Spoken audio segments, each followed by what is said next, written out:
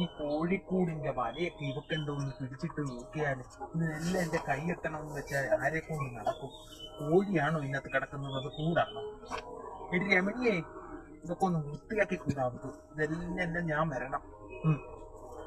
അടുത്ത് എവിടെയെങ്കിലും ഒരു കാര്യം ഉണ്ടെങ്കിൽ അത് എന്നെ കൊണ്ട് തന്നെ അവർക്ക് ചെയ്യിക്കണം. നെട്ടോത്തിയായിരിക്കുന്ന കുത്തും ഞാൻ.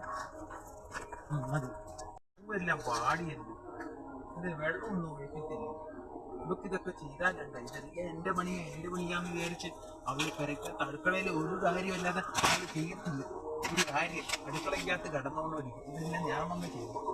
എന്റെ കൈയും കണ്ണും കൊണ്ട് തെറ്റിക്കഴിഞ്ഞാൽ ഈ ഓല കിടക്കുന്നതല്ല, തെങ്ങ് വെട്ടിയിട്ട് ഒരാഴ്ചക്ക് മൂടിലായി. ഇവക്ക് ഈ ഓലയും ഈ ചുള്ളിയൊക്കെ ഒന്ന് പറക്കി അടിക്കാനെന്താ? പ്ലാവയില് ഒരു ചക്ക വന്നു കഴിഞ്ഞ ഉടനെ ആ നാരായണൻ വെട്ടിക്കൊണ്ടങ്ങ് പോവാ. എന്റെ കണ്ണ് തെറ്റി കഴിഞ്ഞ് ഞാനങ്ങ് ജോലിക്ക് പോവല്ലോ. അവിടെ ഇരിക്കുന്ന മൂശാട്ടറാണി ആക്കി ഇതൊക്കെ അങ്ങോട്ട് ചെയ്താലെന്താ? ഈ ചക്കയൊക്കെ അങ്ങോട്ട് നോക്കിയാലെന്താ? എല്ലാം എന്റെ കണ്ണ് വേണം. മുള്ളിന്റെ സാധനം അതൊക്കെ കിളിച്ച് കയറി അവളെ എന്തിനിരിക്കുവാണെന്ന് എനിക്ക് അറിയത്തില്ല. ഓട്ടെ, പറഞ്ഞിട്ട് കാര്യമില്ല.